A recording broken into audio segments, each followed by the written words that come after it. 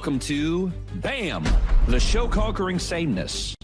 In a realm where most law firm marketing looks cloned, bios are biohazardous, and brand stories are buried in sludge, one force rises to cut through the noise. By day, she's Vivica Hess, strategic, advisor, brander, and architect. But when the fog of sameness thickens, she transforms into the hyper hero. Wielder of hyper-personalized branding and engagement power, sworn enemy of toxic messaging and radioactive reputations. And I'm your guide, the BAM Man, here to bring you on this journey through the brand quagmire. This is BAM, the show conquering sameness, one platform at a time. The mess of this city. BAM! BAM! BAM! I'm BAM Man, offering sameness one platform at a time. BAM.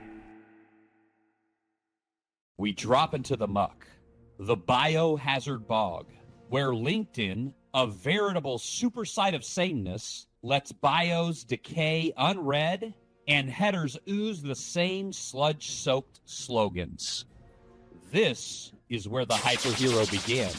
With a deep breath and a fearless step into the contamination zone, she detected the microsignals others ignored, the subtle frequency shifts of an identity submerged in biofilm. And what has she found? Biohazard bios, radioactive engagement levels, muted voices trapped under layers of digital decay. Hyperhero, what first tipped you off that legal professionals were stuck in a toxic loop of generic bios, and what made you want to do something different? Well, thanks first, BAM Man, for offering this platform here to try and pull everybody out of that sea of sameness. And I think one of the things that struck me first was the fact that we can read most of these profiles on LinkedIn, and before you know it, we're either falling asleep or scrolling onward. And there was just nothing that was standing out. There was nothing that was popping. There was nothing that was out of the ordinary, extraordinary, provocative, or even curious or interesting. And so, I said, here are all these different people with the same header, the same title, and nothing's grabbing attention. We've got to change that because all these individuals have different stories. They have different backgrounds. And so, why not show a little bit more of that? Why does everybody follow the same template that's either sending you into a snooze or scrolling onward? That's what first caught my attention. Absolutely. And if you think about it, us both having worked with attorneys for a long time, attorneys have a mind frame of wanting to fit in to what they see going on around them. And so when we speak to them of being different and sticking out, there's probably a little bit of something that maybe the hairs on the back of their neck might rise a little bit, or maybe they get a little bit of a lump in their throat of, well, no, I want to be like the other attorneys and their pages. So I imagine that pulling people out of that frame of mind can often be a little challenging. What is something that you say to them that more often than not, when you use the phrase or you use this illustration or whatever, it kind of turns on the light for them on why it's important to be different in their bio? Well, I can tell you right away what I lead with, and that is, did you happen to notice that in the United States alone, there are 1.8 million other attorneys? That is who you're competing with. How are you going to set yourself apart? How are you going to rise? And, it doesn't matter all the tools, the deep pockets you have. There's only one thing that will truly set you apart, and that is you. And there's only one of you, your story, your character, your voice, your vibe. That's the only thing where you will outcompete absolutely everybody. So do you want to show up? Do you want to show up as a person that you are with your experience, your story, and what you're passionate about? Then let your personality shine through. Don't be, as we were ingrained to follow the sheep. From day one, taking the bar exam, think like sheep. Don't do anything different. Don't get creative. And from there, it just goes downhill through a whole, legal experience. And we're all taught to fit in and look the same. So it's a journey. It's a bit of a journey. But for the ones that look around and say, you know what, there's a lot of competition here. How are we going to stand out? Well, you can either exhaust yourself or exhaust your pockets and your budget, or you can actually stand out by showing your personality, your character, your stories, your experience. That's something that nobody else has. Even in the thick of the swamp, though, there's one more zone that's toxic than all the rest. Again, we've talked about this, the LinkedIn bio page. What was once meant to connect has become a graveyard of jargon, where credentials scream louder than character and algorithms feast on lifeless sludge. This is where the hyperhero dives in deep, not to polish, but to purge, to rip the voice back from the void and rebuild something that actually speaks. Why is the LinkedIn bio the most contaminated of them all? And how do you specifically help clients reclaim it as a tool for connection instead of just another sterile resume? Yeah, well, the short answer is that this is the most contaminated because this is referring to the about section, what used to be called the summary section. This is where we have 2,600 characters. It's one of the biggest pieces of our profile and our presence. And this is because you have so much space is where you have ample room to really go in the wrong direction. And this is where a lot of lawyers think they have ample space to shout out their accolades and their multi-million-dollar settlements and their AVO and their, super lawyers and all this. But what they forget is just because they're writing it doesn't mean it's not a conversation. This is a two-way street. This is an engagement. You're inviting people in to feeling heard and seen there. So the about section is where you tell a story. You tell the story of your background, why they should listen to you, why you're different, why you're passionate about what you do, and you speak to them in first person. I still see lawyer profiles where they're speaking about themselves in third person. I think, what are you having your intern or assistant write this for you? As soon as you speak in third person, you're creating that gap. You're creating a distance to that person. So keep it in first person. You're having a dialogue with one prospective client. Think about it that way. And that's, I think, is where you can get in the most trouble. You have ample space to shout, as we've been taught and brainwashed, to shout out, tell people how great you are, but don't. Just share what you're passionate about. Invite people in, create questions in their mind, and let them know. Don't share stories gratuitously, but actually place elements of the story in a way where they can identify, self-identify, where you're speaking to them. So that is the beginning of a conversation. I don't do well with the about part because I'm all about like bullet point. This is what I do. This is how I do it. But I like that. Tell a story of your life and, be willing to take your shoes off and show them that you have, you have clay feet, that you're not indestructible, that you're not, divine, that you're just another person like them who happens to have knowledge in this particular skill set. And I think that so often we look at that and to us, it's like, I've had LinkedIn 17 years, but I've only taken it seriously for the last year because I was just like, I don't need a job. What do I need to do LinkedIn for?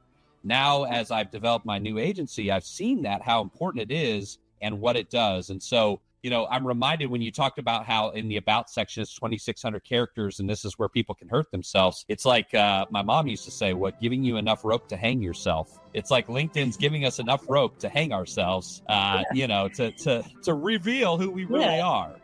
It's definitely changed. In the last 10 years, I'd say, especially since the pandemic, where people did turn to LinkedIn when they couldn't go out, they couldn't network, they couldn't play golf, they couldn't do whatever they did to network. They really reevaluated how to use these online platforms. And I saw a big shift there. So LinkedIn has moved so far away from the resume portal that it once was known for, where you went to look for work, jobs, referrals, partners. It is so much more than that now in a real conversational piece. But this is where a lot of folks get lost. And the whole idea of telling a story, don't hear what I'm not saying. I'm not saying don't use your accolades, your experience, your wins, your accomplishments, but weave it into a story and, draw them into that story, paint that picture. Then you can sort of fit in all those accolades. But if you do it through a story, we grew up as kids on stories. It's still, as big kids, it's still a thing that draws us in. Absolutely. Stories connect. I think we all know that, a great storyteller will get a lot further in life than a great fact checker. And Absolutely. So I certainly agree with that. Well, let's move down this path a little bit. We're seeing the importance of the bio. We're fighting against the fact that it can become a biohazard where people just get there and don't do anything with it. But beyond that, we've got a couple of other monsters that as we travel through LinkedIn land, and we're teaming up to fight these battles. The next one is brand rot. Brand rot never crashes through the walls.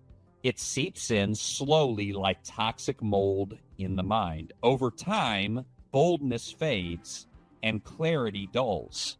The bio dies of contamination, but not on your watch.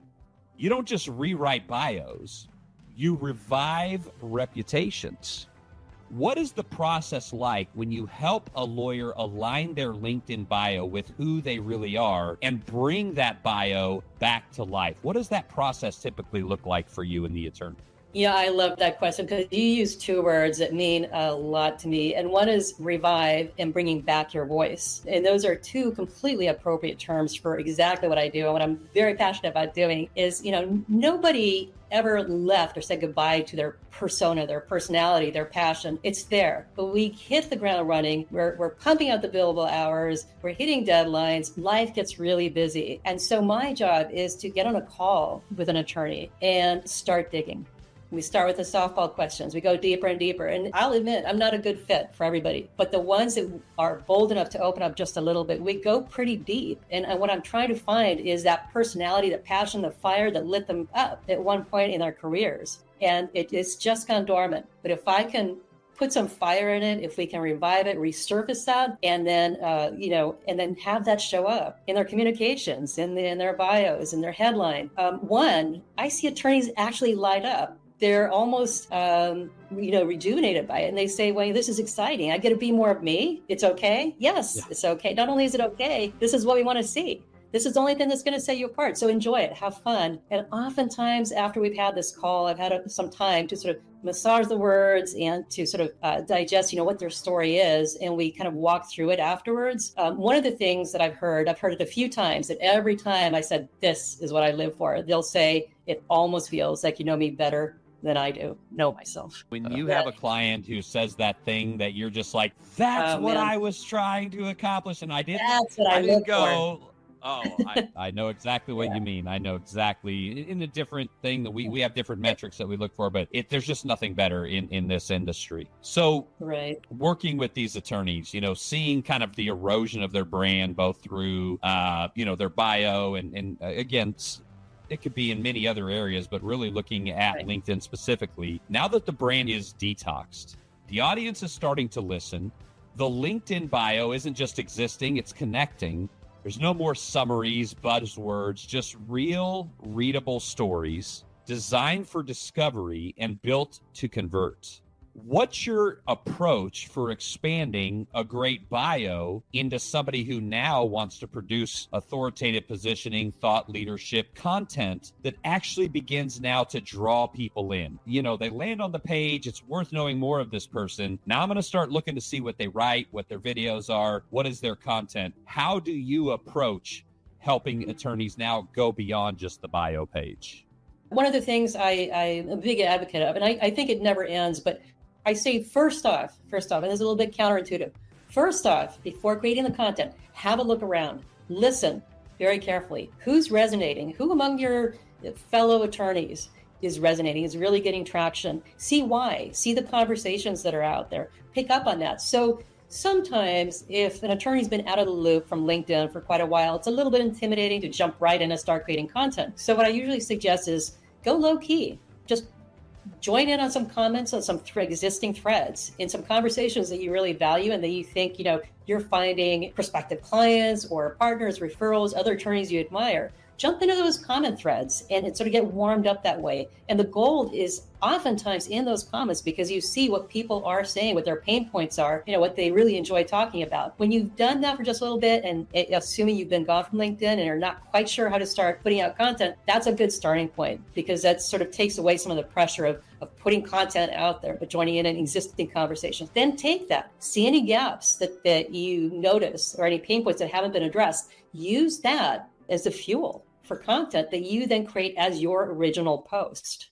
And that's a great way to start if you're just a little bit intimidated. So what I'm hearing is get out there and listen before speaking, which is just like a general rule in life anyway. But then we get on computers or on our phones, and all of our lessons that we know that mom taught us, grandma taught us, we taught in Sunday school, they go out the window. And yet here's a group of people, and in many ways our living is just like, hey, just treat people how you want to be treated. Hey, just listen more than you talk. You know, and we're literally going backwards to some of the basic principles of just societal living and saying, now apply this. Because I think sometimes we look at these outlets and we see the continual abuse of the platform, and we think that that's the status quo that we should participate in. Whereas just being a real human being, telling real stories, connecting in real ways, and putting ourselves out there in a way that shows authenticity often is enough to set us apart. We don't have to be a top 2% copywriter. We just have to be willing to be real. That's what I'm hearing from you. Yes, absolutely spot on. And I think, you know, sometimes we think that what we put out there in terms of content has to be monumental. It has to be huge. It has to be so relevant, so important. No, sometimes step back. Sometimes the day-to-day occurrences or somebody that caught your attention that seems maybe a little bit minor to you or not a big deal, or I couldn't possibly post or share that. Who's interested in that? Well, then you can kind of move into what I call a pivot post. So take something that made an impression on you. It made an impression on you for a reason, and it had an impact for some reason. Take that point and pivot it into a learning lesson that maybe sort of touches on what you do in your profession. Tie it in. I mean, we're all semi-intelligent beings, at least for the most part. You know, you can spin that. So take something that had an impact on you that day, tell us why, and then pull it into a sort of a learning lesson for yourself and probably for others as well. So there are different spins and pivots that you can put on something that you might not think initially is such a big deal. But I've seen attorneys get on LinkedIn and talk about something their kids said at breakfast. It's one of the most amazing, heartfelt and yet very educational posts. Those personal stories that you can pivot into also a learning lesson in life or professionally is sometimes some of the biggest draws. And I see attorneys getting huge traction on that. Well, and I think also, you know, being willing to, you know, put ourselves in a position where we're posting. But one of the things I know about being in social media, basically, I've run all the waves. You know, I started in marketing 2002, 2003. So I ran that wave, then into the social wave, and now we're into the AI wave. And I'm sure we could talk about other waves in between here and there. But my point is this is like, you don't know what's going to hit. Like, you know, you'll put together this like beautiful post and it's got the points it needs. And you're just like, I am about to bless the world with my knowledge. Watch out now. Right. And then you post it and it's like crickets, just, you know, one person. And that's like, you know, your best friend, you know, and you're like, thanks, Joe. You know, but it's just like, and then another day you're like, I got to put something. You kind of just tell a little story with your kid and you're just like, throw it up there. And all of a sudden it's like, yeah, I know. And all of a sudden just all this engagement. And that should show us that authenticity is always going to beat, you know, polish. And I think if you can kind of use both of them together, you can have a great success. But I think attorneys, especially that I've worked with, they have that like desire of being like, producing a post to them is like preparing for a deposition or something, you know, preparing for trial. Yeah. And it's like, no, it's like 4 sentences and have a good day. Like, come on, don't take it so seriously. So I see, again, like the contrast of what you're saying is the genuineness, but just being willing to just do it and not second guess it. But as long as it's real and it's applicable in some way, don't be afraid to use it, even if it's your own life. And I can give we probably both know lots of attorneys that do a tremendous job with that. No, I think you're spot on. We have to mix. We have to do a blend of the personal and the professional. I actually have a word for it. I call it professional. And so I mix personal, professional. It's not a typo. I usually say it. It's always a mix of the two. This myth of separating your personal life and your professional life, again, I think it's a myth. I do. If you're hit hard somehow. That myth went away about 2008. Yeah. It goes over to professional and vice versa. I mean, you cannot put a Chinese wall between those two. So you might as well face it. We're going to have ups and downs with humans, and we support each other, you know, so share a little bit. Everybody has different parameters of what they're comfortable sharing, but I tend to push my attorneys a little bit beyond their comfort level. And once they see that it resonates, they're much more open to it, obviously. See somebody whose content is all about how perfect they are, it tends to be a little off-putting. No matter what the context is, Yes. no matter what the platform is, we know you're not perfect. We know you don't experience heartache, so why are you pretending like you don't? So we're in the swamp. Now we're going to come across a monster. And often in these battles, Hyperhero, we have to battle these monsters. And in the midst of the biohazard swamp, we've come across Toxitone, a venomous villain who releases a neuroreactive haze across online presence. Every swipe of their digital stylus doesn't just dull the message, it creates kind of an engagement repellent. Tone it down, it hisses. Neutralize your spark, corrupt the symbol, repel those who might come too close to you. But you amplify authenticity. You turn on the signal, you reclaim the feed. What are some of the biggest mistakes that professionals make when trying to drive engagement? And how do you help them create content that actually connects with the right people? Yeah, I think one of the biggest mistakes I still see out there is the shout out, how great you are, making it all about myself. I am the superhero. I am the super lawyer. I am the, the Avo. So pleased, so honored to be. So honored to have paid $2,000 to be on this list. Yeah, exactly.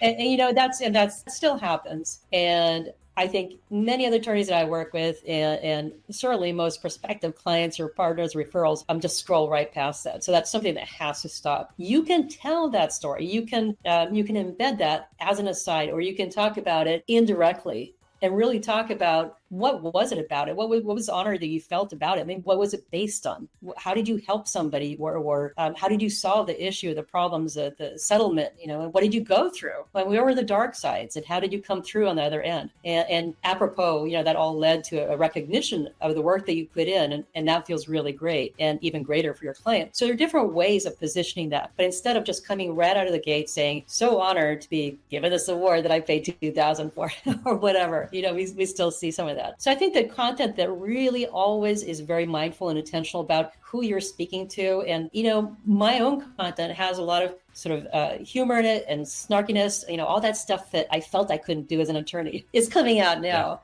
later on in life. But I don't do it gratuitously.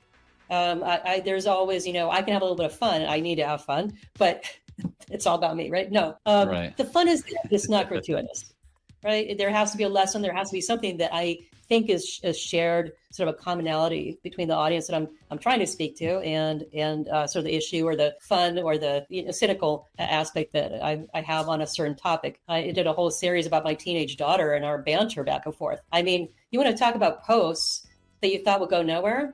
That weekend post, weekend to weekend, if I forgot one Sunday morning, people come at me and say, "Where is your post about your banter? What's the latest banter with your teenage girl and daughter?" And it was amazing. I mean, I put hardly an effort into it because that was life. There were some pretty fun spots, but that hit home. And the other posts where I spent a lot of time trying to teach something, kind of went okay. Sometimes better, but yeah.